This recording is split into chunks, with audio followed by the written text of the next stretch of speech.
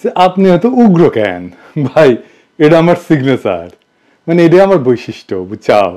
বাংলাদেশে জাউরাদের বাম্পার ফলন হয়েছে, তাই আন্দারে কুন্দারে মাইন না দিলে না জাউরাগুলো ঠান্ডা হবে না। জাউরাগুলোর একটা বিশেষ বৈশিষ্ট্য আছে, ভাব দেখাবে হারকইলিস, কিন্তু আপনি যখন মাইর শুরু করবেন না তখন দেখবেন বিলাই হয়ে গেছে। সবাই ভাবিচ্ছে দাদা শুরুতেই এত গরম কে? আপনারা হাউকাও দেখতেছেন না, আইন শৃঙ্খলার অবস্থা খুব খারাপ। প্রফেসর ইউনূসের পুলিশ কোনো কাজ করতেছে না, রাস্তাঘাটে কোনো পুলিশ দেখা যায় না। একটা সভ্য দেশে রাস্তায় পুলিশ থাকে না। বাংলাদেশে সবচেয়ে বেশি ট্রান্সফর্ম হয়েছে পুলিশ, অবিশ্বাস্যভাবে ট্রান্সফর্ম হয়েছে।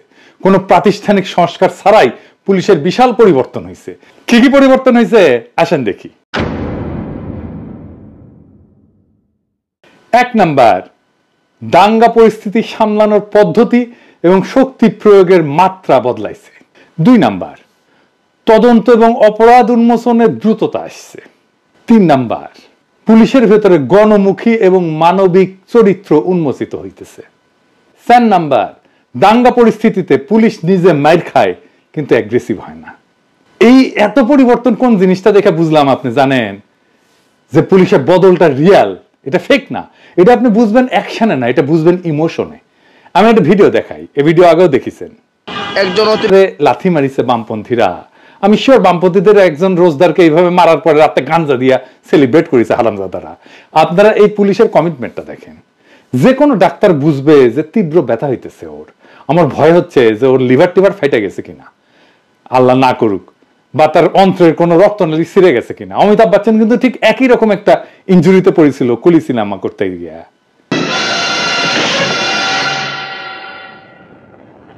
যাই হোক, পুলিশটা এখন কেমন আছে একটু জানায়েন আমারে, আমার খুব জানার ইচ্ছা কেমন আছে বেচারাটা। যেই পুলিশের এমন কমিটমেন্ট থাকে যে খোদা তাআলার আদেশের উপরে তীব্র শারীরিক কষ্টের চাইতেও ওষুধ নিয়ে রোজা ভাঙার বেদনা যার বেশি, সে একজন পিওর সোল, বিশুদ্ধ আত্মা। এইবার আমার দেশবাসীর কাছে প্রশ্ন, পুলিশ আক্রমণ করেনি, আপনারা জানেন। এই বামেরাই উস্কানি ছাড়া আক্রমণ শুরু করেছে। যে বাম কমিউনিস্টরা বাংলাদেশে বসে রোজদারকে এমন ভাবে নির্মম ভাবে পিটায় বিনা উস্কানিতে, বিনা কারণে, তাদের কেন আমরা বাংলাদেশে রাজনীতি করতে দেব? ছাত্র ইউনিয়ন তো হারমোনিয়াম বাজাবে, মারপিট শুরু করলো কেন? কারণ সামনে বাম পিছে আওয়ামী লীগ আর কলকাঠিনার ইচ্ছে ইন্ডিয়া। দেখেছেন, নিউজ বেড়ে গেছে, রিপোর্ট হয়েছে। আর এই যে ভিডিওটা দেখেছেন না, এই যে গলা ফাটায় পিনাকির বিরুদ্ধে লড়তে হবে একসাথে। একসাথে মানে বুঝেছেন তো, একসাথে মানে হইতেছে আওয়ামী লীগ সহ আর কি, বুঝছাও। তার স্লোগান দিতেছে যে লোকটা, না দেখান এডিটর সাহেবটা ভালো করে দেখান, সে তার নাম হইতেছে রাসেল ইসলাম সুজন। ওর বিরুদ্ধে অন্তত 4 জন নারী 4 বার নারী নিপীড়নের অভিযোগ আনিছে পৃথক পৃথক ভিক্টিমের কাছ থেকে। এই লোক ছোটবেলা থেকেই নিপীড়ক। আর এই নীল শার্ট পরা ও ডাক্তার রুবেল, ওই হলো তার রক্ষাকর্তা, দাঁতের ডাক্তার, মিরপুরে থাকে। ওর বাপের একটা চেম্বার ছিল মিরপুরের পাশে, উডি বসে বোধহয় 10 নম্বরে। এই রুবেলের কারণে কখনোই ওর বিচার হয় নাই, বরং অভিযোগকারী নারীরা একের পর এক রাজনীতি থেকে ছিটকে পড়ছে। কেউ কেউ মিছিলে এসে ছাইড়াই দিছে। এই মজ্জাগত নারী নিপীড়ক আজ মাঠে নামিছে ধর্ষণ ঠেকাইতে। তামাশা দেখেছেন, তামাশা। তো উই তো লড়াই করবার চাই, তাই না? আবার না দেখান কেন লড়াই করতে চায়। পিনাকির বিরুদ্ধে লড়াই হবে একসাথে, লড়তে হবে একসাথে। পিনাকির বিরুদ্ধে, উগ্রপন্থীর বিরুদ্ধে লড়তে হবে একসাথে, লড়তে হবে একসাথে। উগ্রপন্থীর বিরুদ্ধে কমরেড কমরেড, গড়ে তোলো ব্যারিকেড, গড়ে তোলো ব্যারিকেড, কমরেড কমরেড। আমার ক্ষুদ্র ভ্রাতা আর ভগিনীরা সবাই তো পিনাকি। তোর যখন হাউস হচ্ছে লড়াই করার, আমার ক্ষুদ্র ভ্রাতা ভগিনীরাই লড়াই করে দিবিনি, কামে লেগে যান। অনেকে কবে যে আপনি এগুলো অনিরাপদ করে দিতেছেন। ভাই লড়াই তো উই করতে চাইছে, আমি তো চাই নাই, তাই না? আমি কেন ওর জীবনের একটা স্বাদ অপূর্ণ রাখবো বলেন? কেউ আমার কাছে একটা জিনিস চাবে আর আমি আমার সামর্থ্য থাকলে দিব না, এটা তো হয় না, তাই না? এটা করা উচিত বলেন? লড়াইয়ের ভিডিও পেটায় নামাক, হ্যাঁ। আরসিবি বেকুর বাচ্চা, তোদের ওদের কয়ে দিয়েন যে আমি তো বেকুব না, যে গুতেরেস আছে ওই দিন আমি ঢাকার রাস্তায় কিছু কইরা প্রফেসর ইউনূসের প্যারা দিমু, ওনারা বিব্রত করবো। দাবরানি যেদিন দাঁত দিমুনি, হ্যাঁ ডেট আমি ঠিক করবো, হ্যাঁ খারা, এমন ভাবে যেন সরকারও বিব্রত না হয়, বুঝছাও। এবার আসেন অপরাধের পরিসংখ্যান নিয়া। অপরাধ কি আসলে বাড়িচ্ছে? আমি 2024 সালের জানুয়ারি থেকে এই পর্যন্ত ফেব্রুয়ারি পর্যন্ত অপরাধ সংক্রান্ত সমস্ত তথ্য সংগ্রহ করছে এবং ফলাফলগুলো কিন্তু খুব সুন্দর। দেখেন, বিপ্লবের আগে প্রত্যেক মাসে মোট অপরাধের সংখ্যা 14,000 থেকে 17,000-এর মধ্যে ছিল, কিন্তু বিপ্লবের পরে এই সংখ্যা নাটকীয়ভাবে কমে গেছে, 8,800 থেকে 14,500-এর মধ্যে নেমে আসছে। এডিটর সাহেব দেখায় দেন। তার মানে সামগ্রিক অপরাধের হার উল্লেখযোগ্যভাবে হ্রাস পাইছে, তবে কিছু নির্দিষ্ট ধরনের অপরাধ যেমন ডাকাতি, চিন্তা, এগুলা বৃদ্ধি পেয়েছে, তাই না? কিন্তু এই ডাকাতি কেন বেশি হইল? আসেন এটা না বুঝে দেখি। আওয়ামী লীগ আতঙ্ক এবং অস্থিরতা তৈরি করতে 300 পেশাদার ডাকাত হায়ার করেছিল, দেখেছেন না? ওদের গ্রেপ্তার করা হয়েছিল এবং ওরাই কিন্তু কইছে যে স্বীকারোক্তি দিছে ওদের আওয়ামী লীগ ওদের হায়ার করেছে। আগে শুনতাম ফুটবল প্লেয়ার হায়ার করে, এখন দেখেছি ডাকাতও হায়ার করে। শুধু আওয়ামী লীগ না, বিএনপির কর্মীরা ডাকাতি করেছে। যে রাজধানীর শান্তিনগরে ডাকাতির সময় 10-12 জন যুবদল কর্মী অস্ত্র সহ ধরা পড়েছে। কেন্দ্রীয় যুবদলের কি অবস্থান কিছু কইছে? গত রাতে এই ডাকাতির চেষ্টার সময় শান্তিনগরে মতিঝিল থানা যুবদলের সাথে সংশ্লিষ্ট একদল ব্যক্তি সাধারণ জনতার হাতে গণধোলার শিকার হয়ে পুলিশের হাতে আটক হয়েছে। অভিযোগ হয়েছে মতিঝিল থানা যুবদলের সদস্য আল মাহমুদ রাত সহ 10 থেকে 12 জন যুবদল কর্মী ডাকাতির সময় অস্ত্র সহ ধরা পড়ে। তাদের কাছে পিস্তল দেশীয় অস্ত্র ছিল, জানা গেছে আর কি। কে কে গ্রেপ্তার হয়েছে আর নামটা আমার কই কি। 1 নম্বর হইতেছে মাহিদুর রহমান মোহন, ঢাকা কলেজ ছাত্র দলের সদস্য। নয়ন বলতেছে যে আমার সাথে ছবি তুলিছে অনেকে, সেই ছবি দিছে, এরা দলের ওই রকম লোক না, ছোটখাটো। আগস্টের পর এই রবিউল ইসলাম নয়নি নিজে ইসলামী ব্যাংক দখল করতে গেছিল অস্ত্র সহ। একাধিক গণমাধ্যমে সংবাদ প্রকাশিত হইলেও দল কিছু কিন্তু করে নাই। 2 নম্বর মাসুদ, রমনা থানা 19 নম্বর ওয়ার্ডের যুব দলের সদস্য এবং পেশার ড্রাইভার। 3 নম্বর নূর আলম, যুগ্ম আহ্বায়ক 19 নম্বর ওয়ার্ড যুব দল। 4 নম্বর আল মাহমুদ দাস, যুবদল সভাপতি আব্দুল মোনায়েম মুন্না এবং রবিউল ইসলাম নয়নের ঘনিষ্ঠ সহযোগী। ঢাকায় আইন শৃঙ্খলা পরিস্থিতির অবনতি নিয়ে তাহলে আমরা কারে দোষ দেব? শুধু কি একটা ঘটনা? এই যে দেখেন 23 ফেব্রুয়ারিতে চকরিয়া থানার লাগোয়া বাড়িতে ডাকাতি করতে গেছে বিএনপি নেতা সহ গ্রেপ্তার হয়েছে 3 ডাকাত। হ্যাঁ, বনস্থিত ওই যে মনে আছে না যে গুলি করে ডাকাতির কথা, সবাই সে কি খাউ লাগিয়ে দিছিল, তাই না? সবচেয়ে বেশি হাউকাউ লেগেছিল বিএনপি। তো ইউনূস অথর্ব, ইউনূস খারাপ, ইলেকশন দিয়ে সরে যাক, তারপর আমরা দেখমুনি ক্যাঙ্কা করে দেশ চালানো লাগে। সেই অথর্ব ইউনূস ডাকাত দলকে গ্রেপ্তার করেছে, স্বর্ণ উদ্ধার করেছে। আর 2 ডাকাতের পরিচয় পাওয়া গেছে, বুঝছাও? এক ডাকাত হইতেছে আওয়ামী লীগের পোস্টেড নেতা, আর আরেক ডাকাত বিএনপির পোস্টেড নেতা, স্থানীয় শ্রমিক দলের দপ্তর সম্পাদক। বিএনপি আর আওয়ামী লীগ মিলমিশ করে করিচ্ছে। আবার দেখেন মিরেশ্বরায় ডাকাতির সময় গণপিটুনিতে নিহত হয়েছে বিএনপির নেতা। আবার দেখেন সিসি ক্যামেরা ভেঙ্গে রাজধানীর বাসাবাড়িতে বিএনপি নেতার নেতৃত্বে ডাকাতি। আবার দেখেন নড়াইলে ডাকাতির ঘটনায় এনএসআই কর্মকর্তা এবং বিএনপি নেত্রীর ছেলে কারাগারে।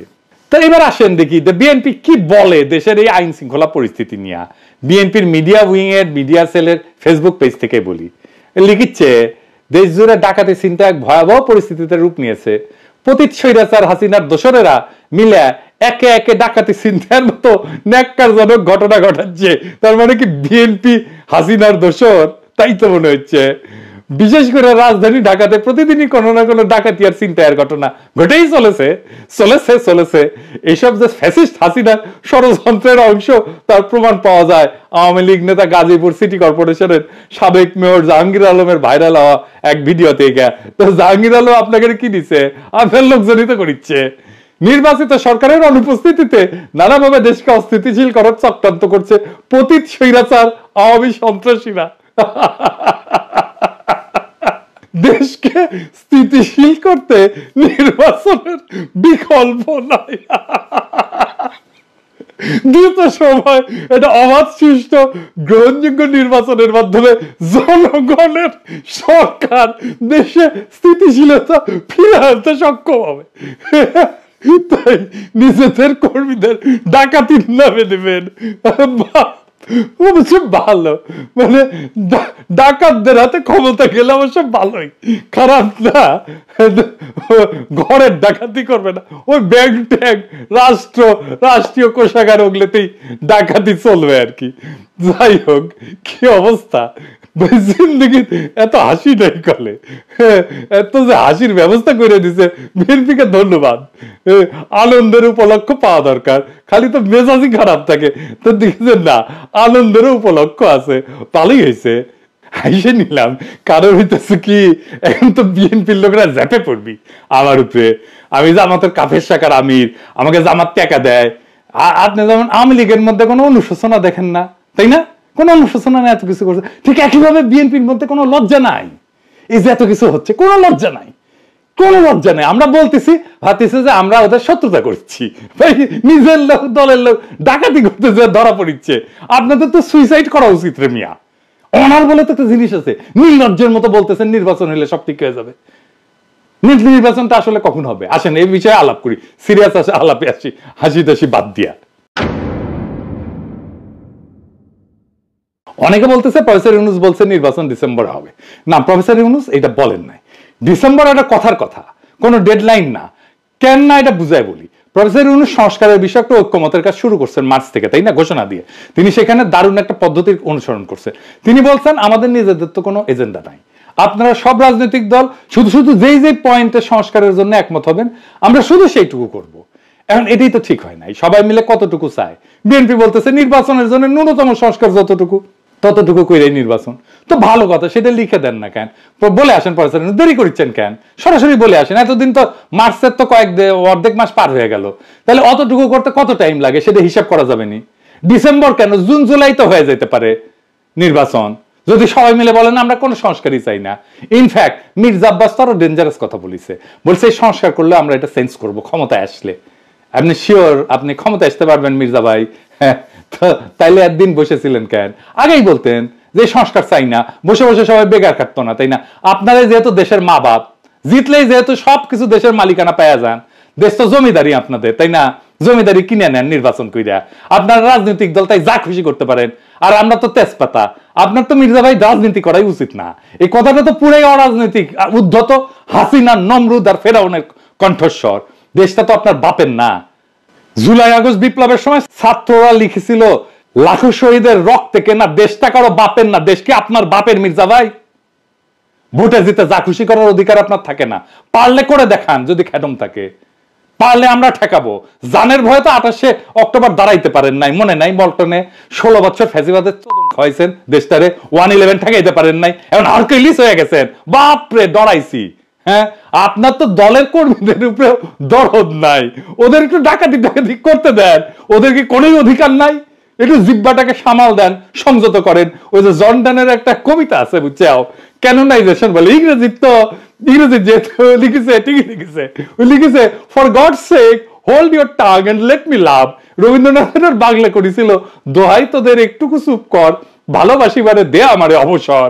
বিএনপির ভাইরা মির্জা ভাইরা একটু বলেন দোহাই তোদের একটুকু চুপ কর, ডাকাতি করিবারে দে আমারে অবসর। এইবার আসেন 32 নাম্বার নিয়ে কথা বলি। দেখেছেন সোহরাওয়ার্দীর বডিগার্ড যিনি জয় বাংলা হয়েছিল না, সে সিঁড়িটা কলে ভাঙেনি। আমি পই পই করে কইছিলাম মাটির সাথে মিশা দেওয়া লাগবে, কানে কথা যায় নাই।